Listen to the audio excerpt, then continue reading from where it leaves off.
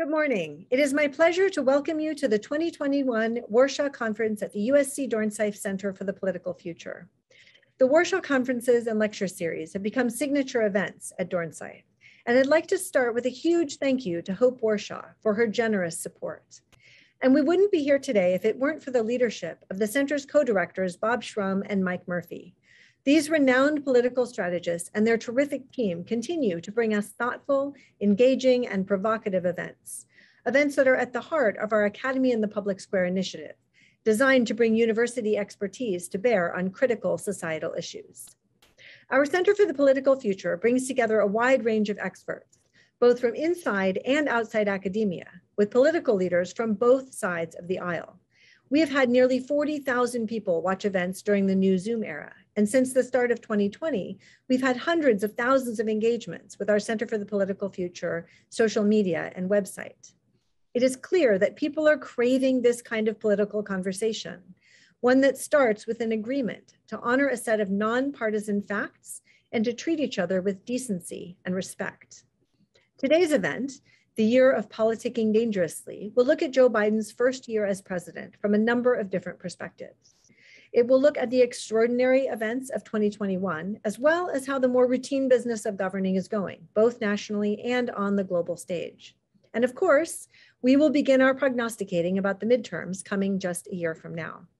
We'll hear about what today's political landscape will mean for candidates in the coming years, and we'll learn about what it means for America's leadership on the global scale. I look forward to hearing what our panelists think about these issues and many more. I'd like to thank our panelists in advance and all of you in the audience for joining us. We have a terrific day lined up, and I know you're going to enjoy all of these conversations. To start things off, we will welcome our Center Director, Bob Shrum, to introduce our first guest. Bob, take it away.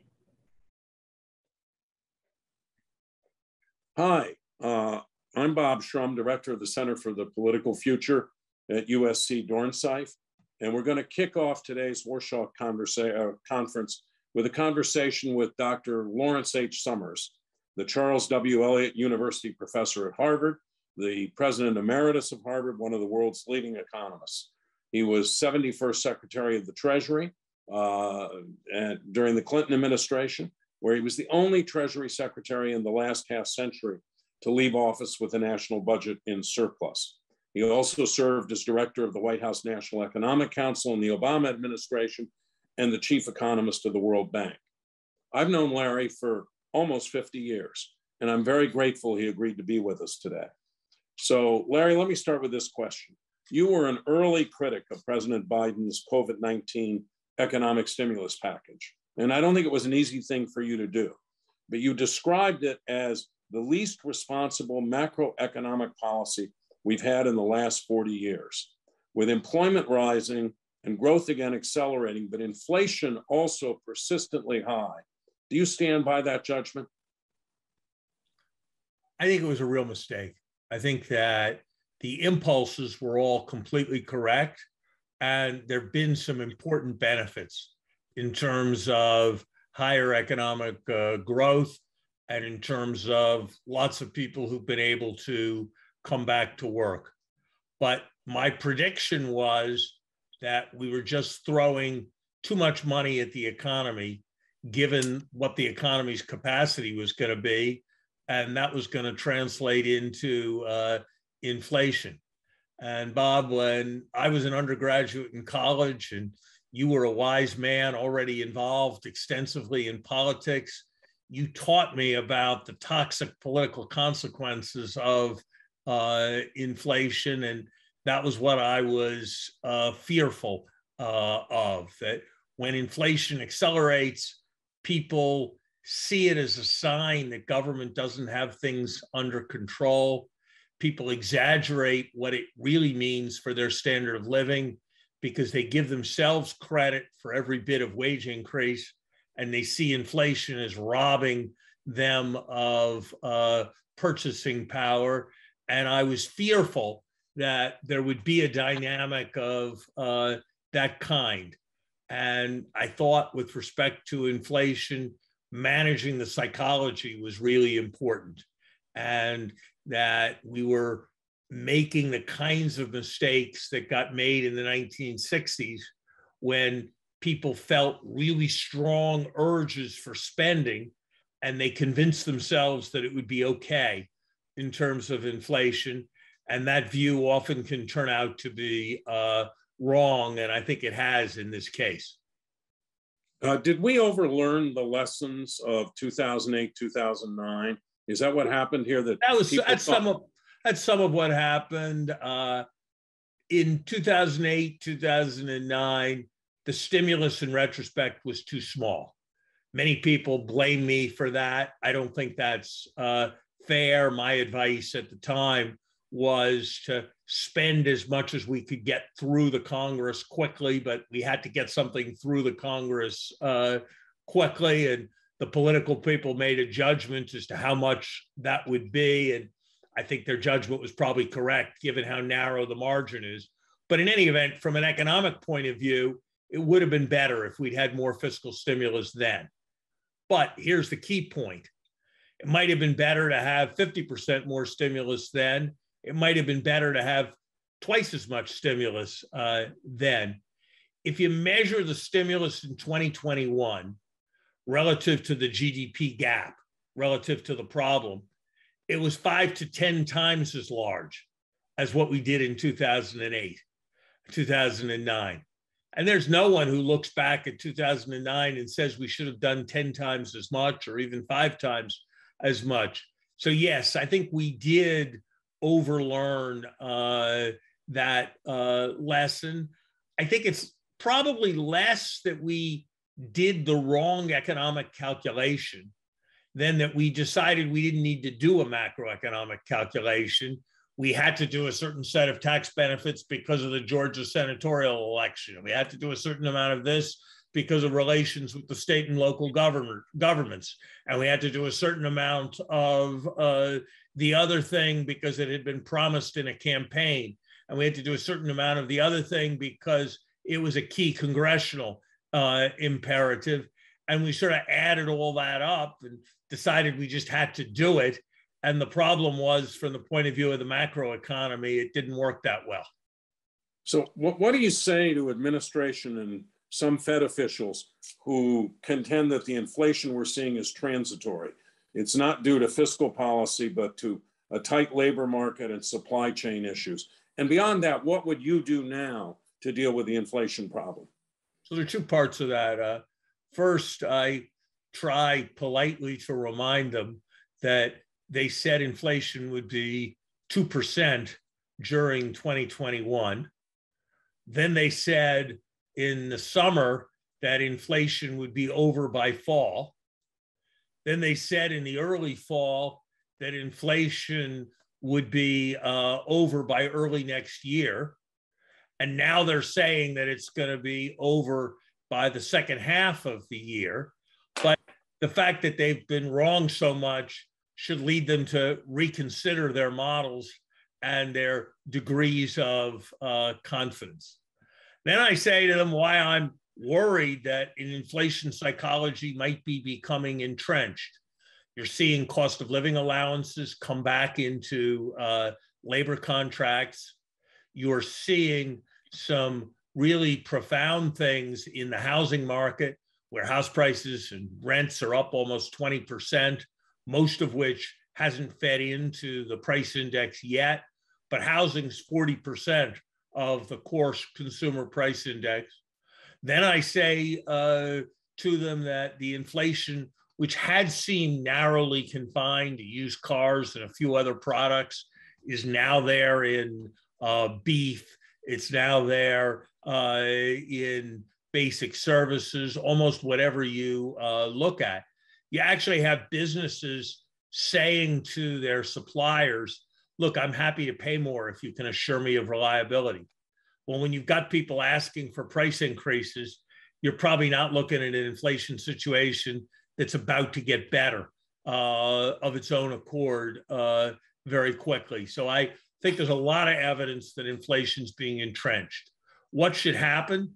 The Fed needs to move sooner rather than later. Look, Bob, we've got the biggest rate of house price increase in any 12-month period since they had statistics. faster than in the housing bubble in 2006. And yet we've got the Federal Reserve buying mortgage-backed securities because for some reason they think it's important to reduce mortgage rates further below 3%. I just don't see the logic.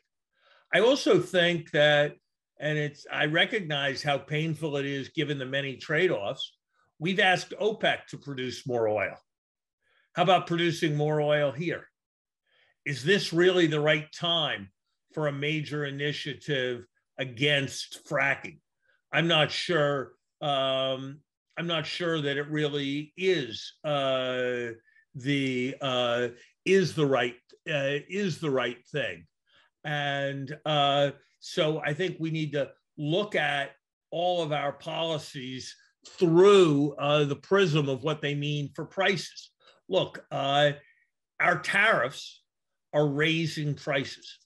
That's their purpose, but that's not what we really need right now. So I would be looking, you don't just make concessions, you have to negotiate with other countries, but our objective should be to be reducing tariffs. Our objective should be to be buying things in the most inexpensive ways. Our objective should be to be producing more energy so gas prices can come down and people can heat their homes at lower costs. Those are things that'll break the inflation psychology. Let me talk about the contrast between what you're saying about this and what you've said about the $1.2 billion bipartisan infrastructure bill, which has passed, and the Build Back Better bill, which will cost somewhere between 1.5 and 1.8 trillion, which the president hopes to pass. I think it was only yesterday that you said, I think it's fine.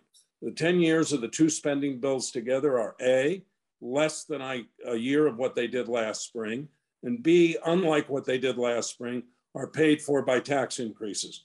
So I don't think that's an inflation problem. I think a lot of it is vitally needed investments in the future.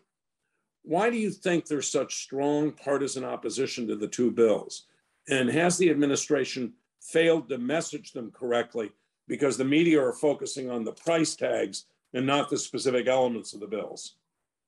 So first of all, I learned about 40 or 50 years ago that I may know something about economics, but if I'm in a conversation about political messaging, I'm better off taking Bob Shrum's opinion than I am providing my own opinion. So I don't have a strong opinion about what the right message is.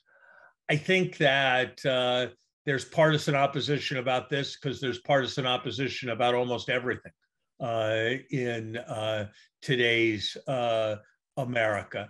And there's just a desire on the part of many Republicans in Congress to see the president fail, and who fundamentally have ambivalent feelings about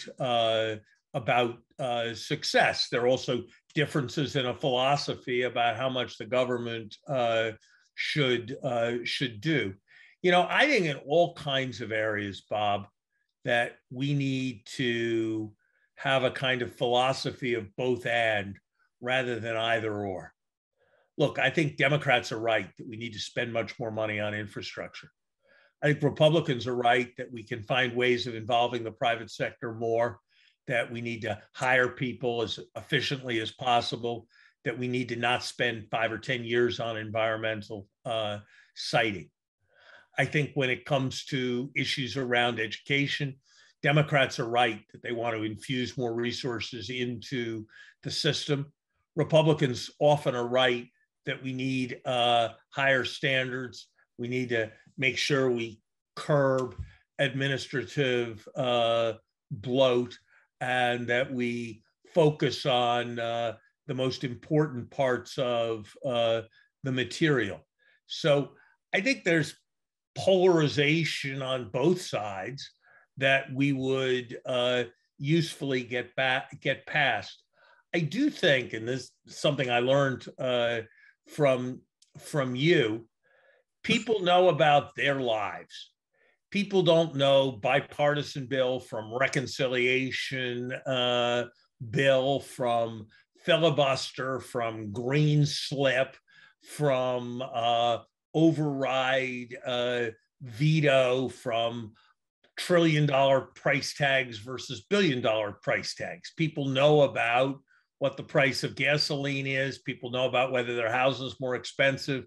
People know whether their kid's getting an experience going to college that's affordable. And I think that the debate over these bills has been framed in the language of congressional staff rather than the language of people's lives. And that's kind of led to a certain amount of disillusionment. But again, I'm very much an amateur on the messaging. Yeah, you say you're an amateur. You were damn smart in the way you talked about that. I think that this has all been ledge speak, top line numbers, and not, excuse me, frog in my throat. And we haven't been talking about, or Democrats haven't been talking about, for example, the benefits of universal pre-K, which is widely supported. So I think you're absolutely right about that. I also think that the endless legislative sausage making has had an impact as well. This has just gone on for months and months and months. And people, I think, begin to believe, combined with your comments on inflation, that the government is dysfunctional. But in terms of economics, you feel comfortable with these two bills? Yeah, I think these bills redress a balance between private and public investment that has been out of kilter for a long time in the United States. I mean, think about this. On the one hand, when I get on an airplane to fly from Washington to Boston, I can choose between watching TV shows on 200 channels during the hour and 20-minute trip. On the other hand, that trip takes half an hour longer than it took 40 years ago when I started making. And that's not because engine technology's gotten worse. And it's not because Washington or Boston has moved. It's because the country hasn't kept up with investments in infrastructure or with investments in the air traffic control system. And if you think about it, that contrast between the basically frivolous move to 200 channels that's driven by what the airlines are doing, and the fact that it's taking much longer, which is driven by what the public sector is not doing, captures what is an important part of what's centrally wrong in how our economy is functioning. I mean, this is not a new idea with Harvard professor Larry Summers. It was famously enunciated by Harvard professor John Kenneth Galbraith in The Affluent Society in 1958. But we're now at a point in the long cycle where it's really true. And Build Back Better is an attempt to do a variety of things that are moving in a better direction, you know, which is fundamentally more important. Reducing my latency time on my computer with 5G something or other from 2 milliseconds to half a millisecond, or enabling millions of people in America who still don't have access to the internet to get it. I think those are pretty fundamental questions about our society. I want to talk a little bit more about the politics of all this, because under President Clinton and President Obama, Larry, you were involved in economic policies that ultimately yielded very positive outcomes. But in the near term, the off-year elections of 1994 and 2010 inflicted what President Obama called a shellacking on the Democrats. How do you think people serving in both of those administrations would assess what happened? And how do you avoid it being repeated in 2022? So there, I'm giving you a politics question. So, I mean, did you expect what happened, say in 2010 or 94? I did not expect it to be as bad as it was. I did expect it to be bad. I expected that in part because in Republican and Democratic administrations alike, as you well know, midterm elections go badly for presidents unless there's a big surprise. And that legislation is always excruciating to watch and delivers benefits over time.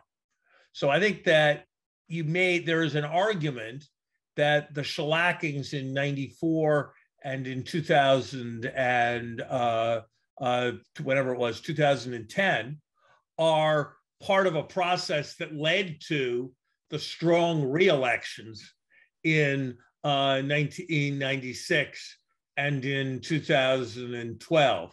You know, President Carter didn't have as bad a midterm election, but it didn't work out so well for him when it came time to re-election. So to some extent, I think presidents do the right thing by doing the right thing and recognizing that it may take a little while for its full benefits to become apparent. That's one part of the answer.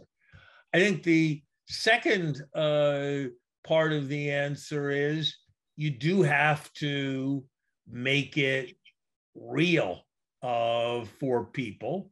And I think in the case of President Clinton, there was a kind of quixotic effort to pass an overly ambitious, non-credible healthcare bill that required enormous trust in government at a time when there wasn't enormous trust in government. And I think that's a risk for President Biden, that they're asking more of government than people want from government right now. I don't think people are looking for Franklin Roosevelt. They're looking for help to be on the way. They're not looking for a broad social revolution.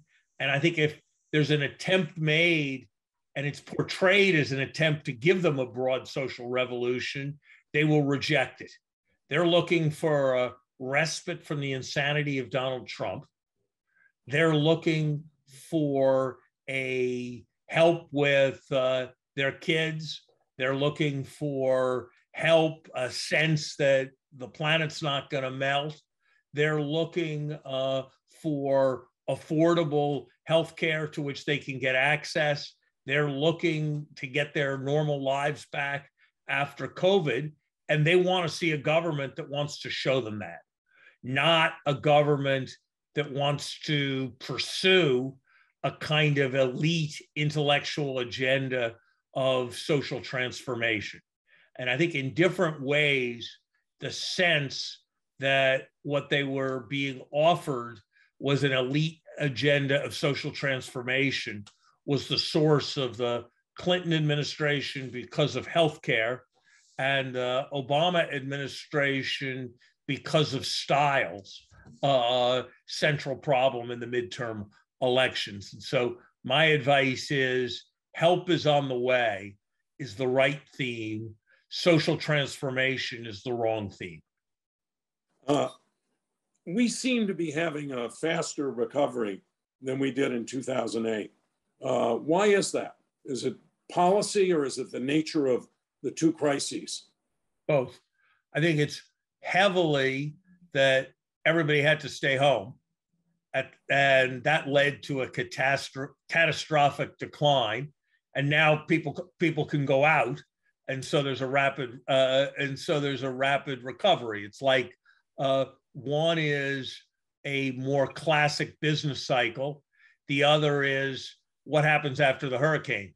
After the hurricane goes away and the sun comes out, and recoveries are faster after the second. I think that's the most fundamental thing. I think secondarily, we did too little stimulus in 2008, and we're doing too much now. You know, it's cold, and we lit a fire, and so it gets warm fast. It may get too warm, but we didn't light a fire in nearly the same way the first time. So, but I think the more important thing is the difference in the two cycles in terms of how they started. But the policy is also part of the answer, Bob. Larry, was it a tough decision for you to criticize the Biden administration for its initial $1.9 trillion stimulus? And what kind of reactions have you gotten from some of your old colleagues after doing this? You know, Bob, there's always a question as to how one thinks about obligations of loyalty versus obligations of truth-telling as one sees it. My view when I've been in government was that nobody elected me. I was elected to serve the president, and my job was to be loyal to the president even when I thought he was wrong. And so I vigorously would defend positions that would not have been the choices that I would have made. When I didn't much like the choices, I would tend to say the president believes very strongly, that I believe very strongly. But in all my public comments when I was in an administration, I thought my job was to advance the policy, and I thought it was wrong when I didn't like a policy to try to leak, to undermine the policy. But my view when I'm not in government, have not recently been in government, and my job is to be a Harvard professor. My view is that my job is to tell the truth as I see it and to offer economic analysis. I do not go after individuals. Even when I have a view as to which individual is doing things for the wrong reasons or which individual is being stupid as I would see it, I'm sure I've slipped up on occasion, but I try to never be critical of individuals. But I do try to offer on public policy questions honest analysis, because I think that it is the way in which I can best contribute. I also think that in the end, it often can end up being more valuable even to some of the people who don't like it. You know, right now there's a lot of debate about whether or not the Build Back Better bill is going to be inflationary or not. And as we've discussed, I don't think it's going to be inflationary. I think because I was willing to say that the other bill was inflationary, I may have more impact saying this one is not going to be inflationary than a standard issue Democratic economist who says all the things that that administrations believe. So I tend to think it's the right thing to err on the side of politely and analytically speaking truth as one sees it. But there are others who think that I've got the wrong approach and think that there's some obligation of loyalty to the political project in which one is a part that is that's a larger value. And I can see both sides of it. For me, the choice I've made is to never go after personalities, even when you think there are true and negative things to say, but to be prepared to give honest analysis as one sees it. Okay, I'm going to ask you one last question before we wind this up. Amid all of the turmoil, all of the political angst, all of the back and forth, what are we not paying enough attention to in America right now? I think there are two things, Bob. One is we are under-focused on preparing for the next pandemic relative to how focused we are on other threats. There's less than 2% as much money in the Build Back Better bill about preparing for the next COVID as there is preparing for the next climate change. But more Americans will die in the next 25 years due to future pandemics than will die due to climate change. We are not doing enough to make sure that we can get a vaccine in 3 months rather than 1 year next time, to make sure that there's an inventory of masks from day one, to make sure that we have a universal set of testing that's available. So the future public health risks are not getting the attention they deserve. I think we're not doing enough to try to push back towards a culture that is based on trying to discover the truth and enunciating it, rather than coming to judgments based on loyalty or based on feeling. There were staggering sins in that regard of the Trump administration and of President Trump, who just denied reality and believed in the power of repetition and volume over the power of truth. But I think there is some of that among people from virtually all perspectives. So supporting an educational system, but more broadly an epistemic approach that is based on trying to figure out what's true rather than just what you want to be true, and pushing that out there is a issue that's never the most important issue in the next month or the next year, but the ability of our system to do that is, I think, a important part of the reason why our system has lasted as long as it has. And I worry that if we don't rediscover that, the issues will change, but the enduring value of honest debate and the search for truth is going to be there no matter what the issues are. And I think it deserves more emphasis. Yeah. Well, Larry, I want to say this was enlightening. It was provocative. I admire your insights, your intellect, and your candor as much as I first did half a century ago. So thank you very much for joining us today. Thank you, Bob. It was great to be with you.